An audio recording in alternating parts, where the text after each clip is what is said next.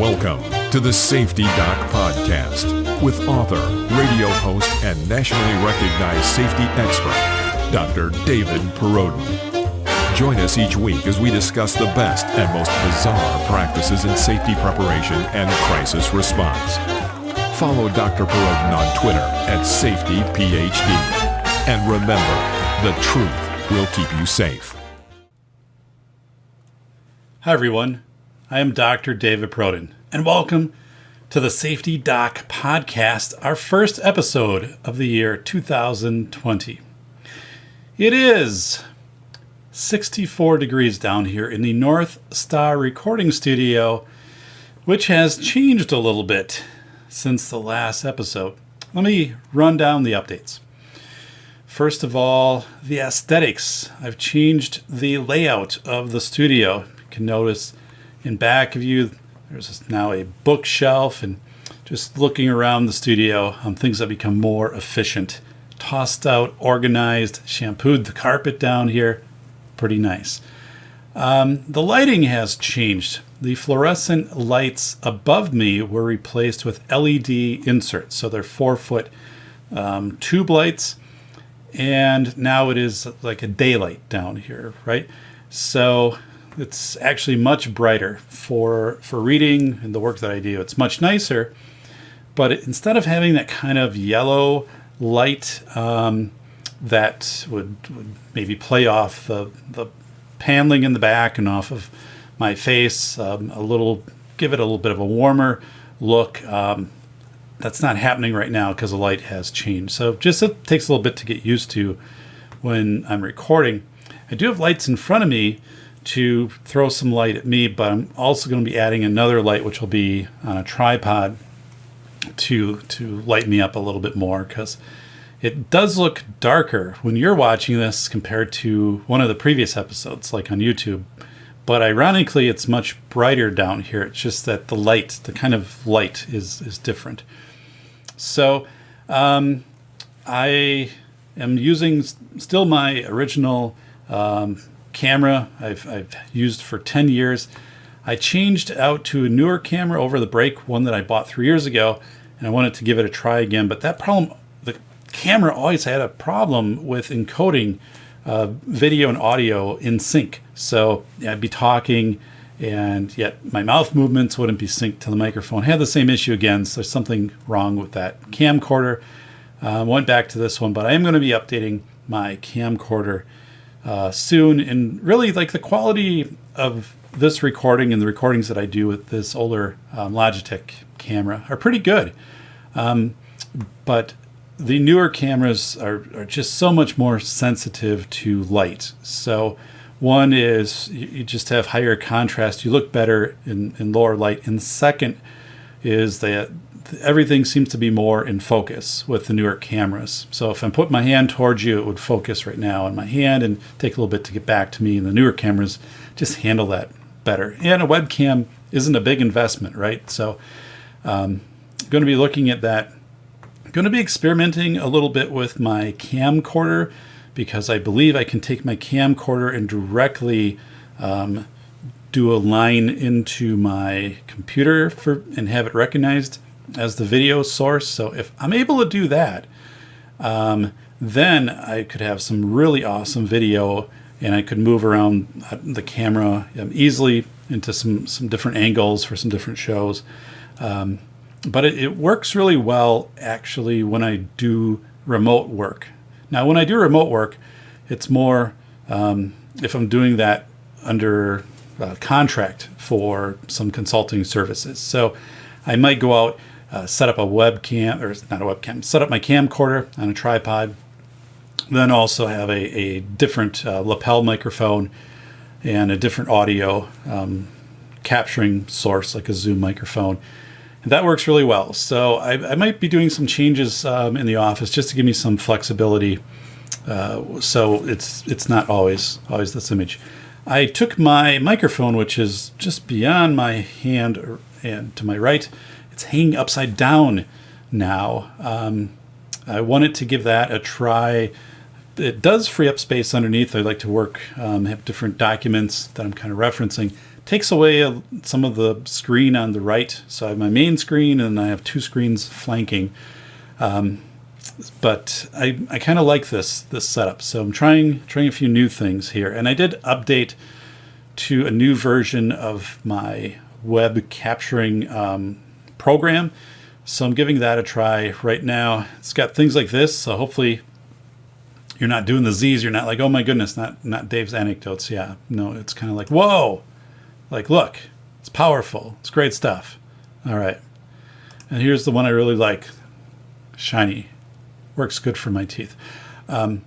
So yeah, let me share an anecdote with you about what's been going on in the studio. So it's been a while since the last show. I took a little bit of a break over the Christmas time to go through all of the drawers, all of the file cabinets, files, documents, electronic documents, everything that was down here in the recording studio, also known as my home office.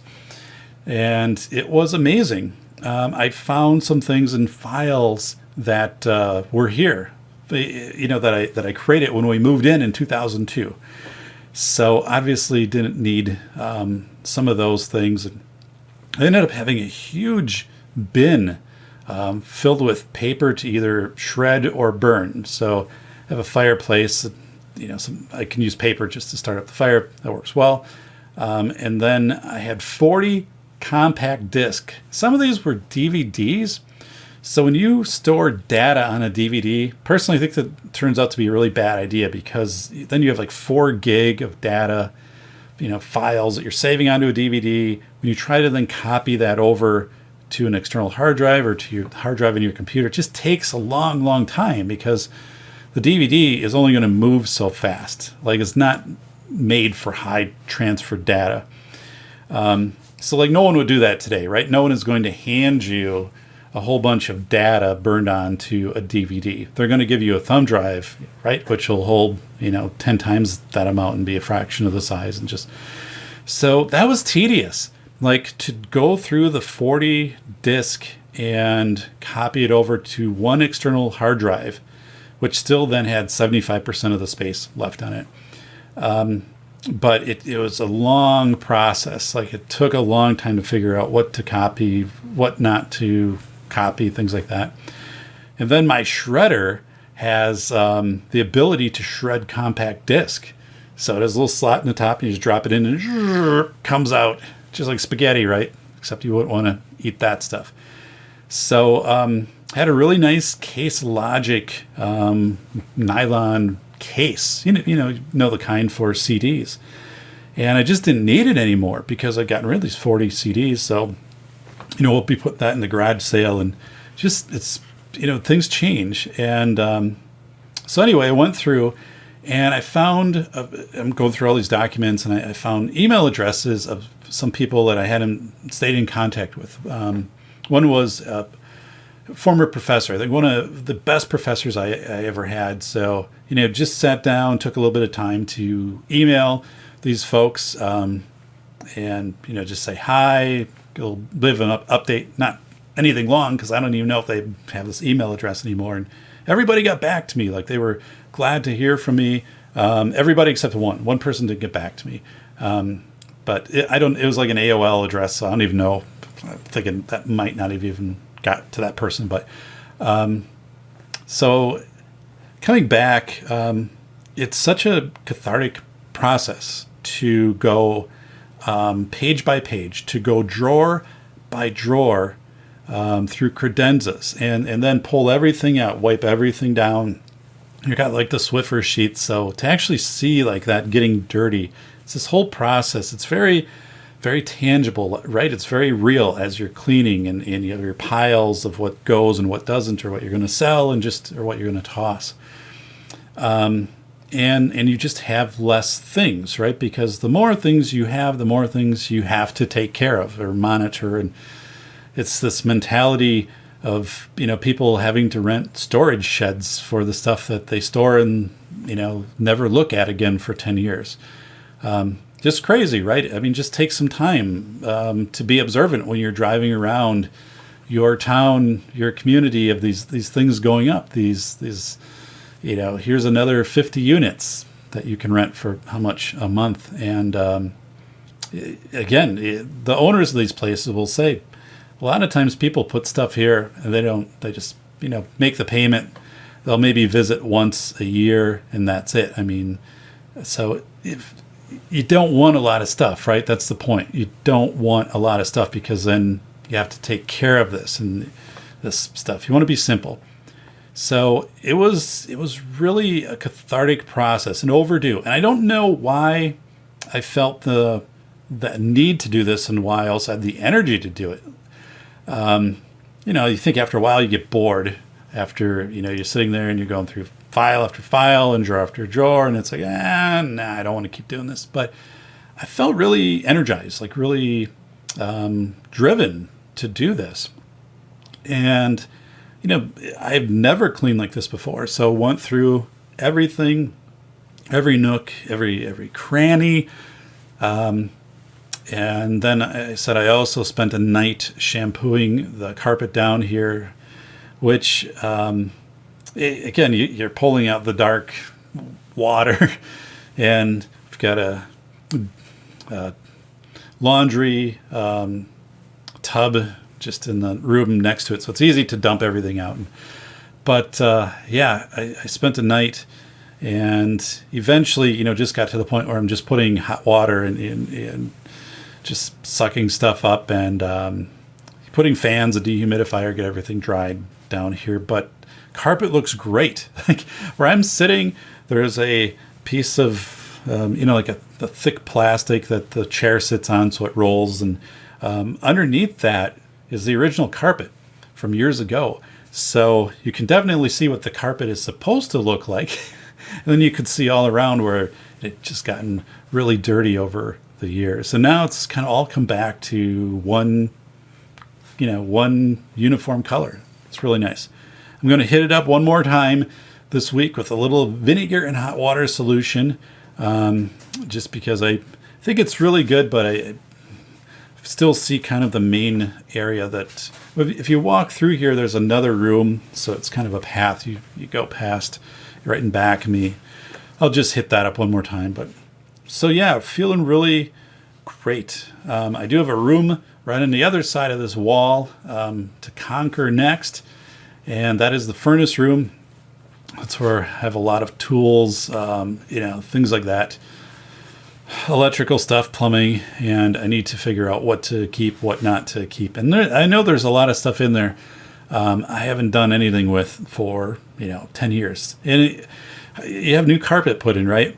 And I always keep some extra carpet because once in a great while there's a need. Something happens to a piece of carpet, it gets stained, something like that. You have to cut it out. But again, it's really rare, right? And most of the time, now if anything happened, we probably just would replace the carpet. It's been in a few years. And so I have all of these extra carpet pieces. And I know they're for carpets we'd no longer have in the house. So I need to get rid of those. Now, the interesting thing, you put those out in a rummage sale. People aren't necessarily going to buy those from you. But if you put free on that, they're gone right away. People will take those. So that's what we'll do. I'll move them over to a rummage sale area and somebody will have a whole bunch of different carpets that they will be putting in little 2x2 foot rooms in their house, I guess. But yeah, so it's this really cool, cathartic process. I felt really good about it. Thank you for tuning in to the Safety Doc Podcast with the nation's leading safety expert, Dr. David Perrodin, author, radio show host, university instructor, researcher, expert witness, and consultant. Powerful testimonials. Dr. Perrodin has a strong reputation as the go-to safety consultant, and he was still able to exceed our expectations. When we went looking for an expert in the field of crisis preparedness and prevention, David was the single person we pursued. not easy stepping into the touchier subjects of life, but Dr. David pulls it off. Take a listen. Now, back to Dr. David Perrodin and the Safety Doc Podcast.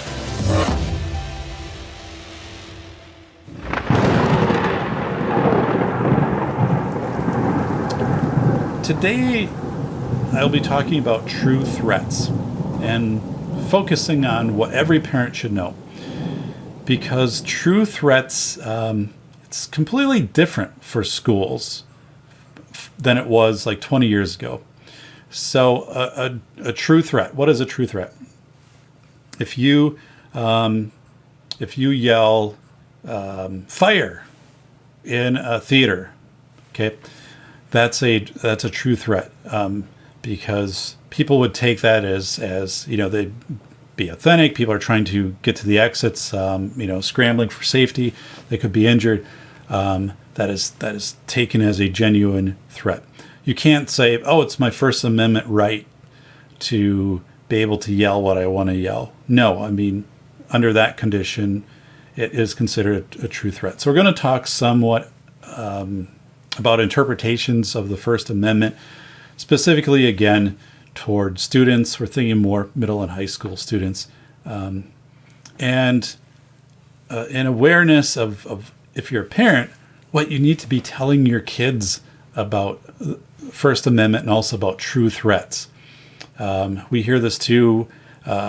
Somebody says, I'm going to kill you, or I'm going to, shoot up this area, or something like that.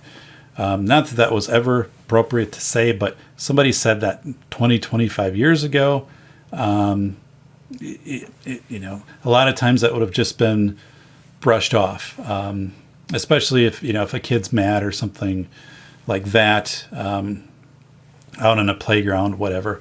But today, if anybody says that, police will, be involved likely. They come to a house, especially if a kid posts something online, and, they're playing a video game and, so sick of this, next time I'm going to kill you so you can't win this game or something like that. That can end up in that child being taken into custody, and then for a, district attorney to make a determination if this threat was authentic, if it would actually qualify as an act of terrorism.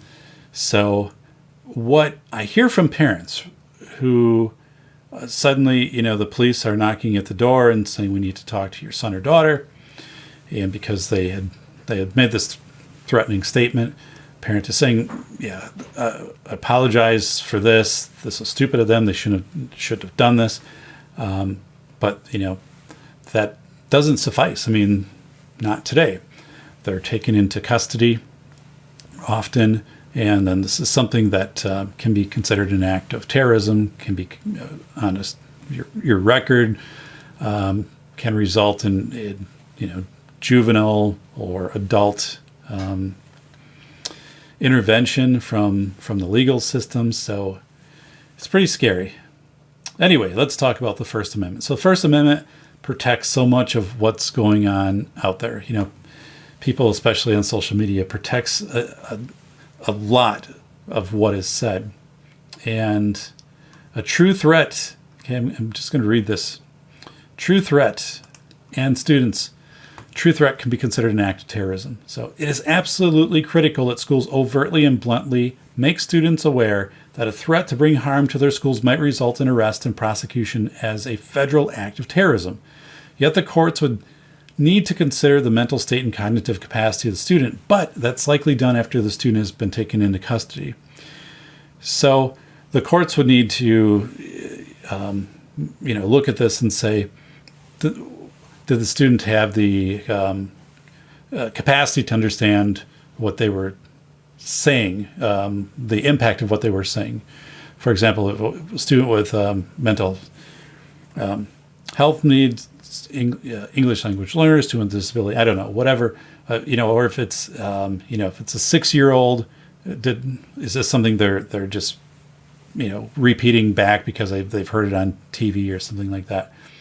So that factor comes in. But again, that factor used to happen more right in the classroom with the teacher and the teacher's discretion, or if police were involved, the police would exercise their discretion with it. But now, again, in our society right now, that discretion is being defaulted to the court, to the DA, to judges to make that consideration. So, but coming back to what parents tell me is, they said, if we would have just known that this would be the consequences of our son or daughter saying something would have been this, the police taking them away.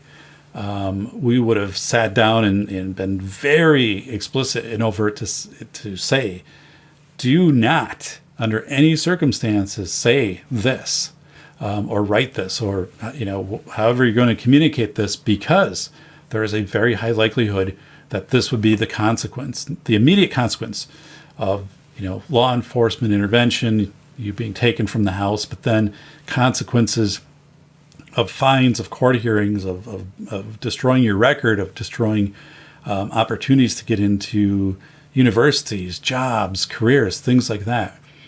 That is, I hear that over and over again. So this is a point I also communicate to students in my educational leadership classes. Make sure that students are very thoroughly instructed on true threats. Another example, 25 years ago, student pulling fire alarm, school exit, student calling in a bomb threat. Those sometimes, were prosecuted to the full extent. Often, if it was the first time that it had happened, there was more of an abeyance type situation of maybe some out of school suspension, possible expulsion. But, again, today, these types of true threats we're in such a hypersensitive, hypercharged environment. They're taken very seriously, and you can really, I don't want to say destroy, but that's the word that keeps, coming to the forefront. You can kind of destroy your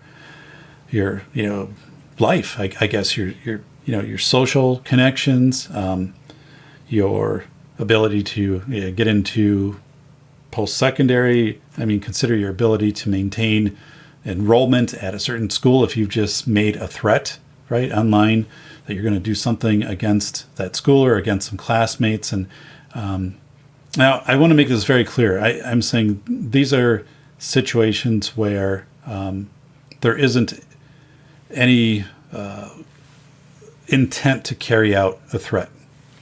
It is just that this is vernacular that, when I was growing up, for someone to say, we used to play cops and robbers. We used to have the little guns. We used cap guns we used to go around with. But to say like you're going to kill somebody, or, you're going to, beat them up or something like that, or whatever, you just heard that more, and people just kind of took it within the context. That wasn't really what was going on.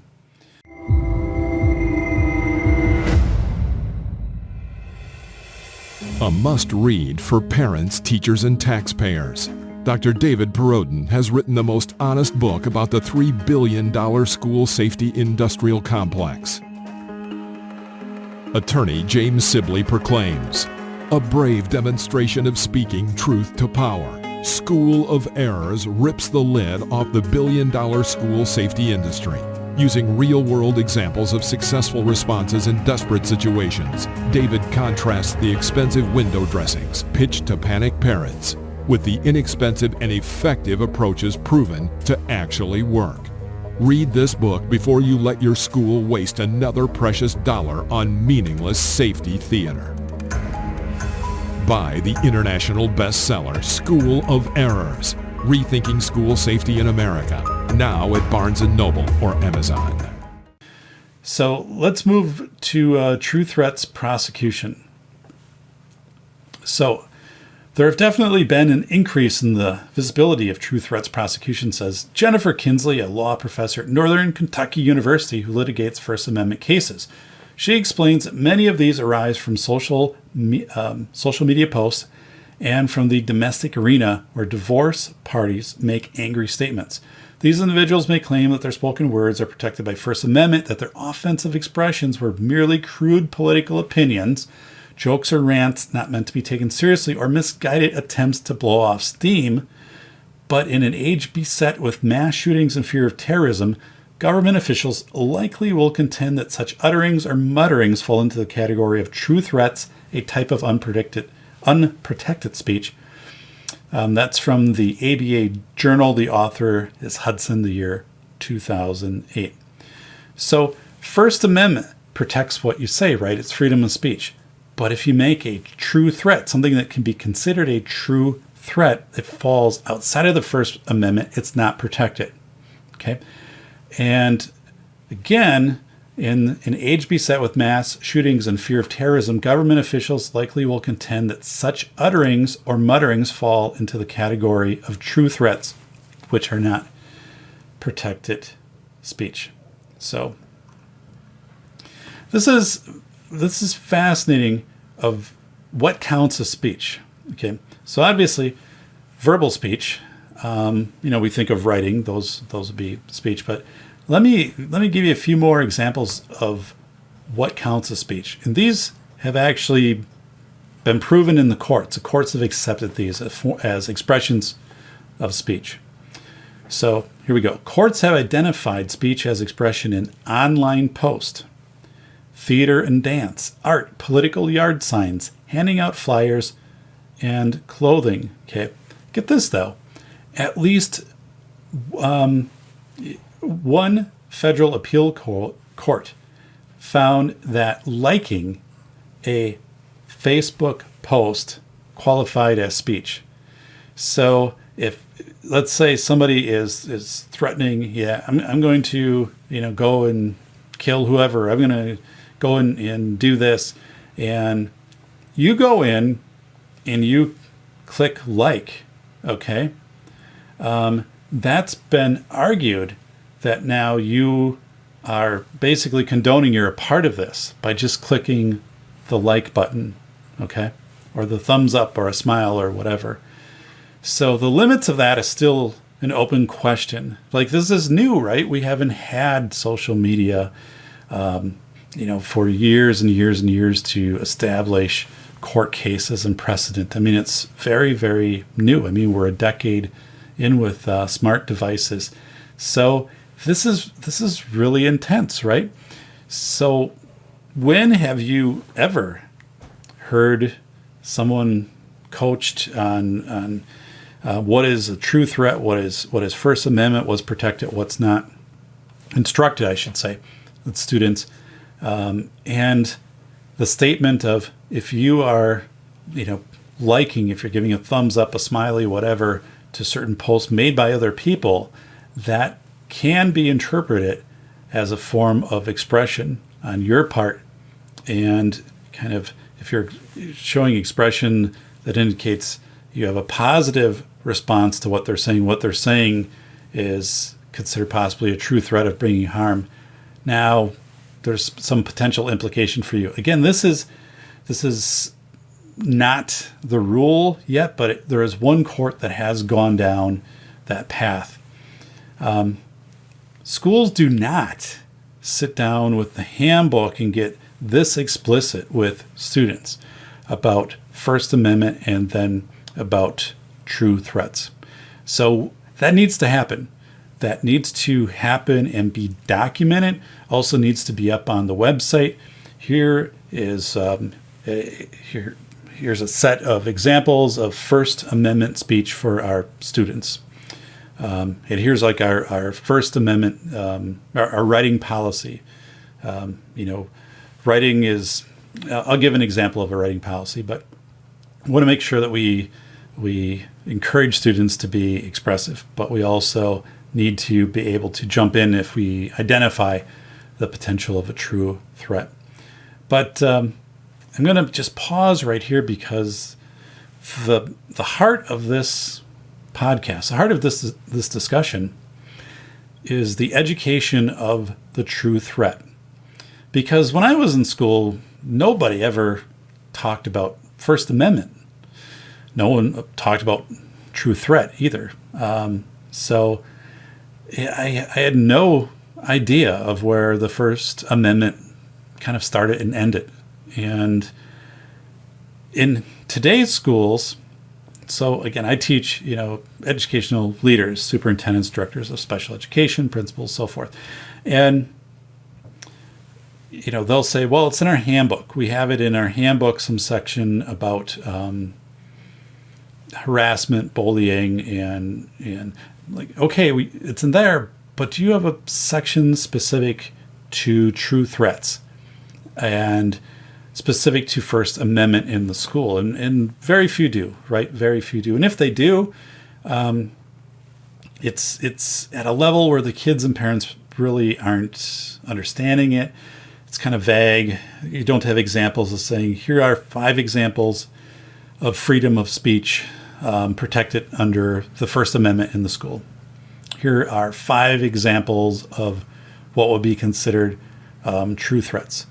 Likely, right? There's some subjective line, but likely, like here are examples of true threats. That would be invaluable to students. Have that instructed by the counselors or have the SROs instruct that. Because the SROs can also give the perspective of, if something gets turned in to us or to me as the school resource officer, and this is what it says. The student has made this post. I then will go to the student's home, or if they're in school, I will go to where they are in class. They'll come out of class. Here's the questioning. Here's the other stuff that I'll be looking at. They'll be in contact with their parents. Here's, to kind of give this, to have the school administrators explicitly talk about, here's what it looks like. The investigation we would go through. You'd be suspended during that investigation, like your email, your school email, all your school Google Drive would be froze. We'd be going through things, your locker, stuff like that. So, but we don't do that. We don't do that, and so parents get very surprised.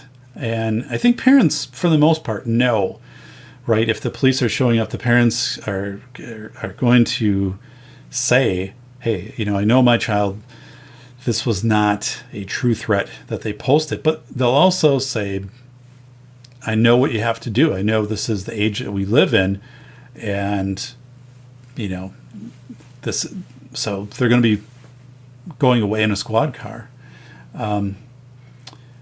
So this is something I'm championing in consulting work that I'm doing right now. And also in my courses, and I have a course beginning next week with 14 educational leaders in it. And in that course specifically, we'll be talking about how we educate students about First Amendment and true threats, and specifically how we educate students with disabilities, where we sometimes have to pay greater attention to comprehension and making sure that we present things in a way that the student understands it. There's something called the teach back method. So if I show you how to do something or an example, and I say, okay, now you show me an example of a true threat, okay? And then, so the student is, say, like, I'm a new student, okay? And now, what would you tell a new student about true threats? Okay, don't do this because this would be a true threat. Okay, so it's a teach back method. I see what you're doing there. Like, you understand it.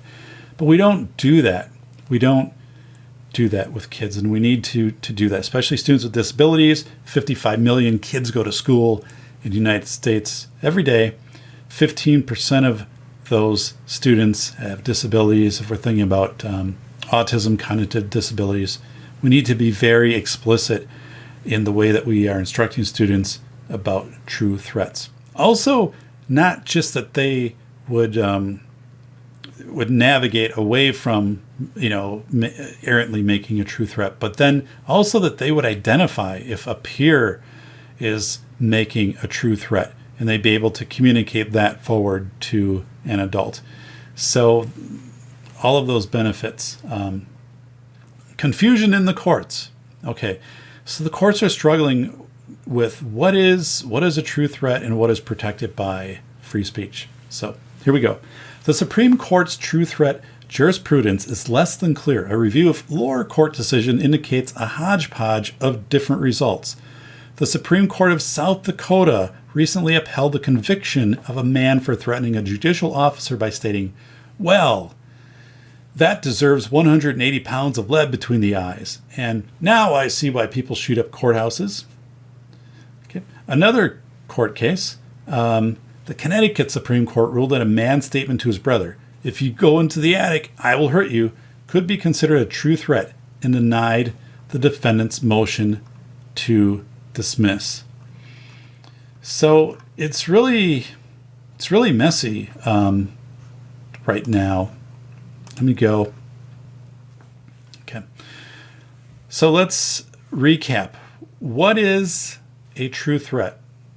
Okay. In legal parlance, a true threat is a statement that is meant to frighten or intimidate one or more specified persons into believing that they will be seriously harmed by the speaker or by someone acting at the speaker's behest.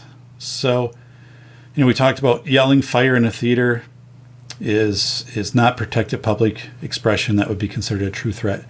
A true threat, saying, you go into that attic, you're going to regret that, you ever came over here. You're not going to be making out of this house or something like that. So let's look at the terms. A true threat is a statement that is meant to frighten or intimidate one or more specified persons.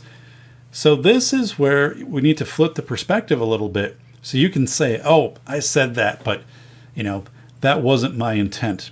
Well, your intent isn't necessarily as important as how the recipient perceived your message, right?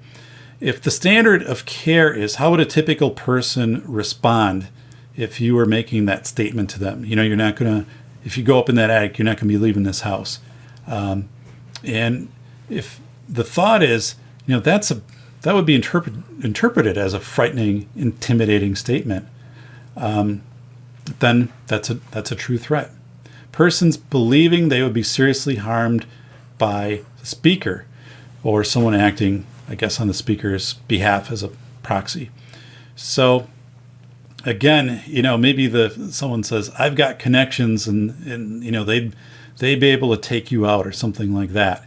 So believing that you could be seriously harmed. This is the part, again, maybe you didn't mean that. Maybe you were just blowing off steam or whatever, right?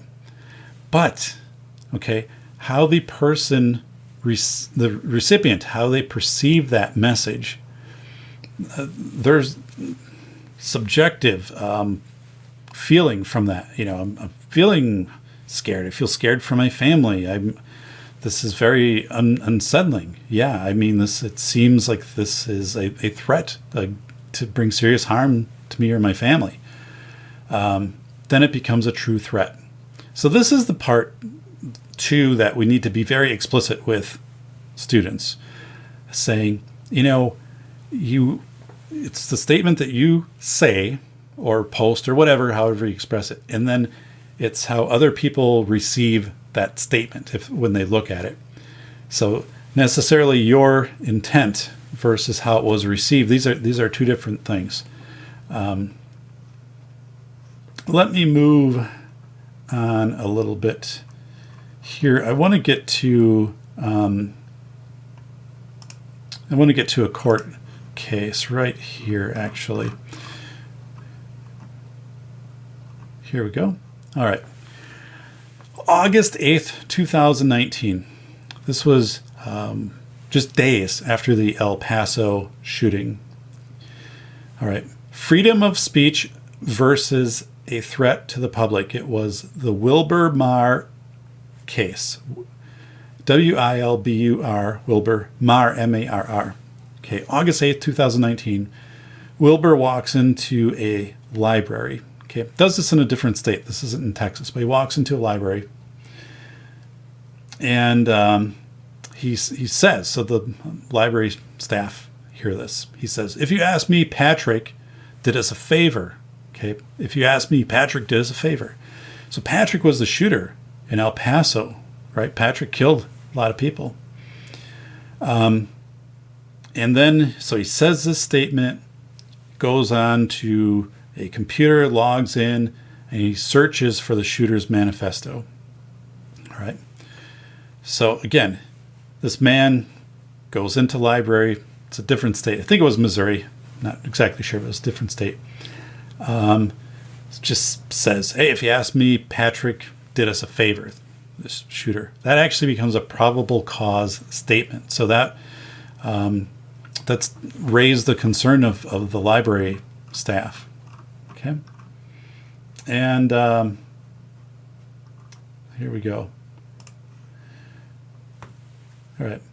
So the other part of this is he asked the library staff, he said, why is the flag at half-mast in front of the library? Why is the flag? They said, it's a federal declaration. Because of the El Paso shooting, all flags right now are flown at half-staff. And, he's disgruntled with that. And again, that's where he's saying, if you ask me, the shooter did us a favor. So library staff contact the police, and they feel that this man has made a true threat. Okay. That his statement is they're feeling that they could be harmed by him, that he's agitated. So let me go through this case. In his complaint, the county prosecuting attorney wrote about Maher that Maher knowingly caused a false fear that a condition involving danger to life existed by entering the library and asking about the flags, then responding about his comment about the shooter, like the shooter had done us a favor. So this guy ended up going to jail. They took him to jail, and eventually he was before a judge. And I believe this was then dismissed because it wasn't found that it by the judge that it was a true threat. But this is, again, it's not the discretion of law enforcement, trying to figure this out, meeting with this guy. It really is this perception of how the library staff had felt with what he was saying by his actions. This guy gets taken to jail, and then the courts are making the determination. So I know many times, people will say if you get pulled over, you're not going to have your courtroom, be with the police officer, pulling you over. That's not the time for that. The time is at that point is to follow the directives of the officer and to comply with requests and things like that. So this isn't a point where an officer is going to come down and try to make a judgment call on this and go through this and interview Wilbur Maher, and no, he's being taken to jail. So this is where we're at right now. And again, think of this in a school setting. So here's something I wanted to share. Dun, dun. Written expression rule. Okay. If you are a parent and you're asking your son or daughter, hey, the school, did they talk to you about First Amendment and true threats? How did that work? Did they go through? You're probably saying, what are you talking about? And then they're giving you the old Z's. But I propose a written expression rule. So I'll have this up on the screen in the video version of this. So a written expression rule. I think every classroom where there's writing involved should have this, at a middle and a high school level. Here it is. Writing is encouraged and practiced in this classroom. However, staff has the right to restrict your access to, the internet, books, media, whatever, if your writing is violent, graphic, obscene, or disruptive to the learning community, or you write about harming yourself or harming others. Okay. So why does this happen? Why do you need a statement like that? So, and you might be saying, well, if you have a statement like that, student writing does have a First Amendment protection. So you're basically saying, if something is graphic or disruptive to library or to the classroom community, you could intervene, but wouldn't that be protected under First Amendment? Yeah, it might be, right? But especially with students, you're going to have the ability to go in to ask questions and to learn more. I'm not being super clear on that, but I think the point, though, is saying to students, if you are writing something that I or other students perceive as, graphic, obscene, or a threat of harm to self or others, I'm going to ask questions about it. Okay, it doesn't necessarily mean the SRO is going to be here. And we're going to look at the context. Were you writing a play or something? Like, are you a big fan of Stephen King and you've seen some new Stephen, King movies or similar type movies come out? Even Shakespeare, right? A lot of Shakespeare's work was really dark. The Bible has really dark, scary stuff. And writers may mimic what they read.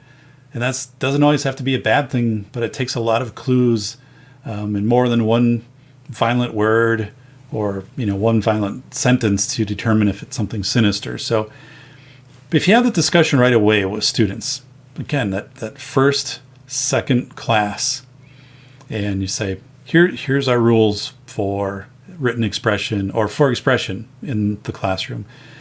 And if, these things happen, and have students ask, well, what if I do this? Or what if someone made this statement or this post or whatever? Or what if I said something and then realized, that could be interpreted in a way that I didn't intend for it to be interpreted? How can I fix that? These are all great questions, right?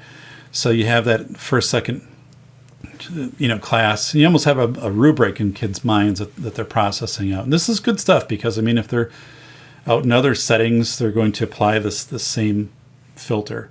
And it might lead a student to be a little preemptive. Obviously, if you're making a movie, like the movie Joker or something like that, it's entertainment, right? If you're going there, you expect that it's going to be, violent and disturbing in that, but it is up on a screen. It is a movie. You fully know that.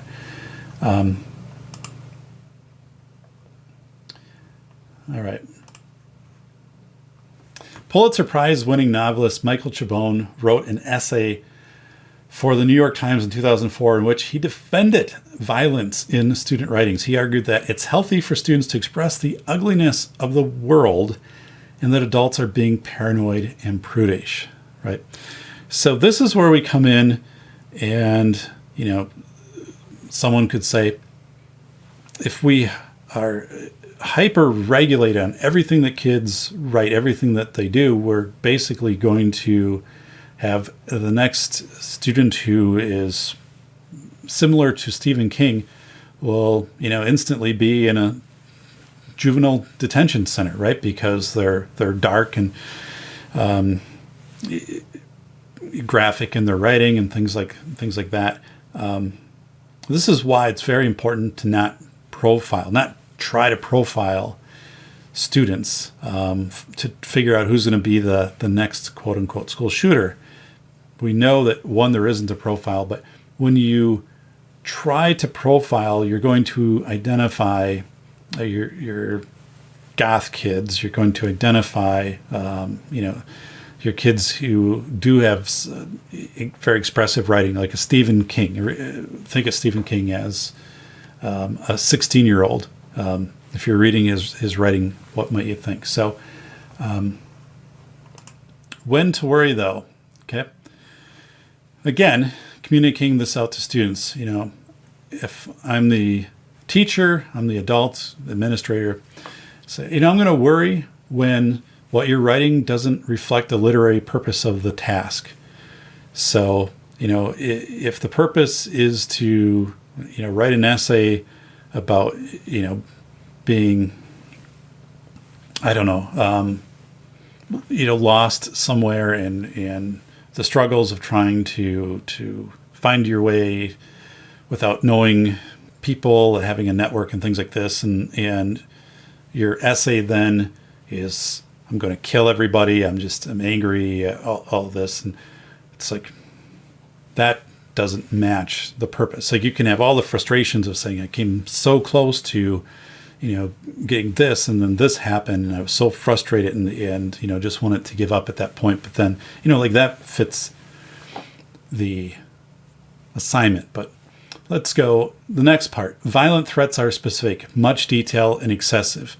If you talk specifically about this step and this step and this step and this step, as you're going to bring harm to somebody, like, I will follow them to this point, and then I will do this as a distraction, this, and then I will hit them specifically right here, and then I will do this.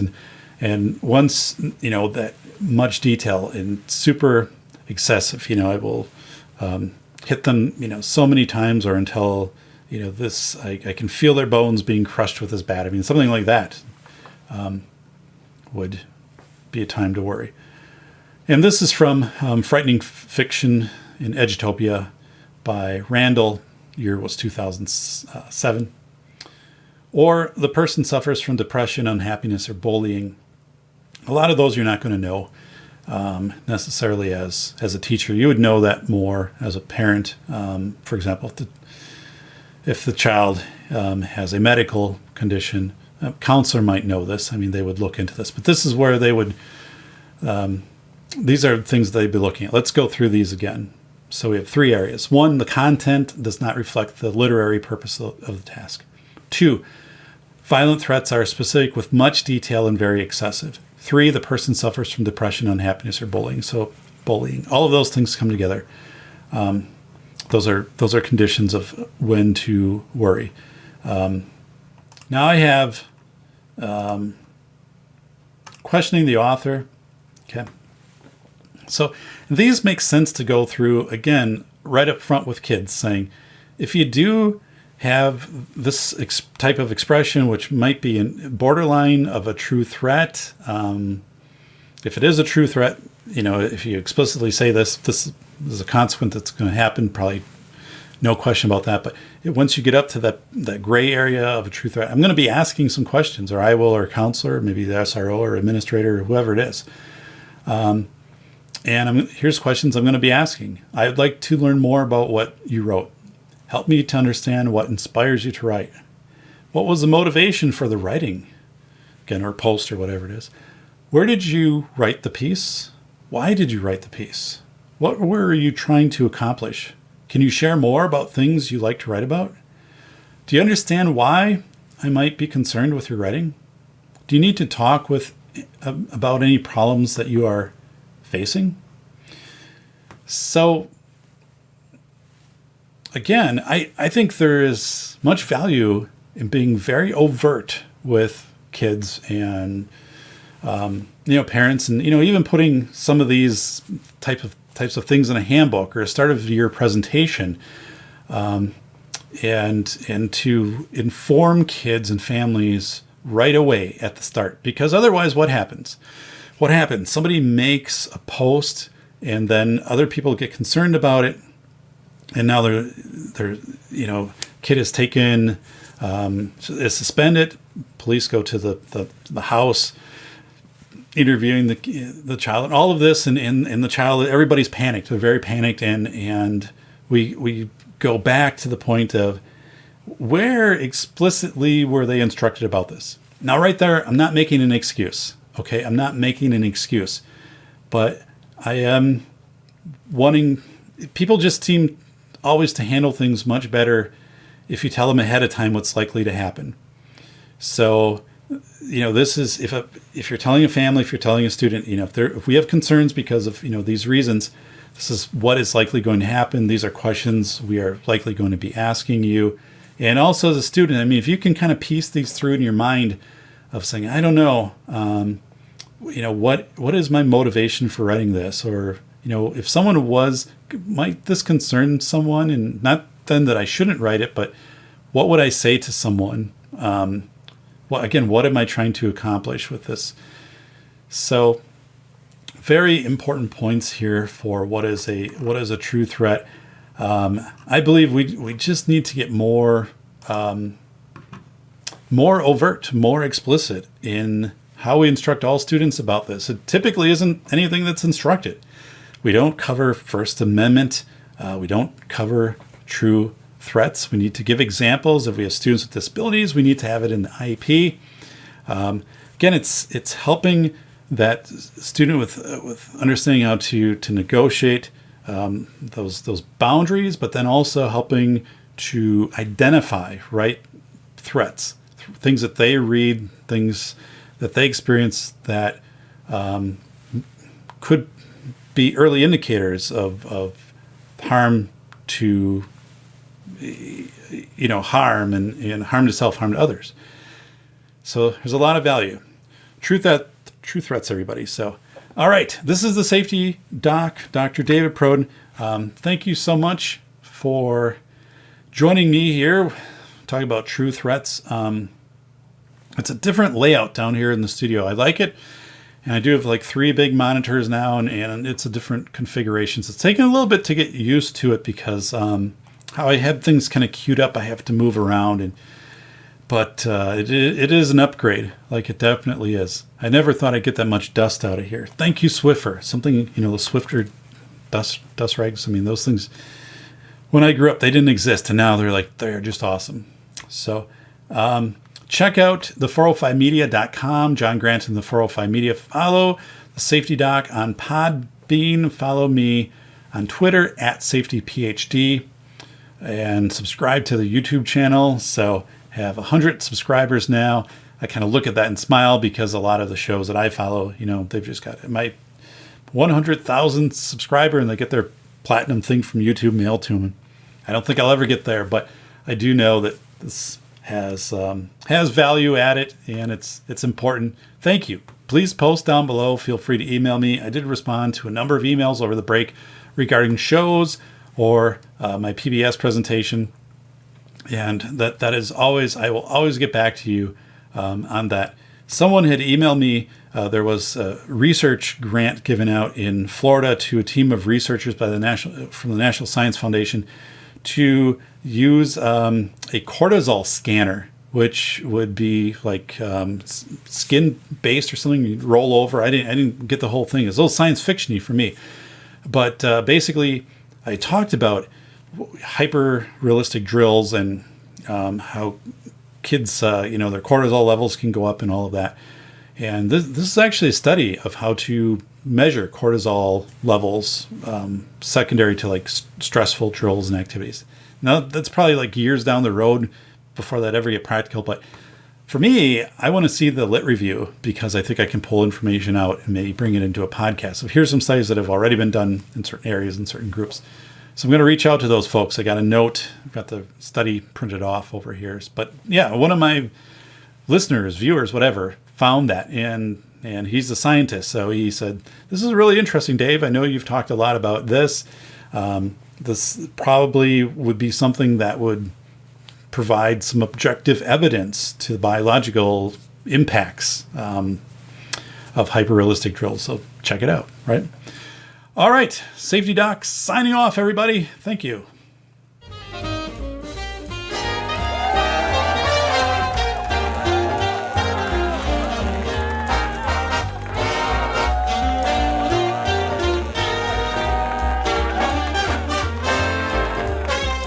This has been the Safety Doc Podcast with author, radio show host, and leading safety expert, Dr. David Perrodin. Remember to check back each week for the latest, best, and most bizarre practices in safety preparation and crisis response. You can find Dr. Perrodin on Twitter @SafetyPhD. And remember, the truth will keep you safe.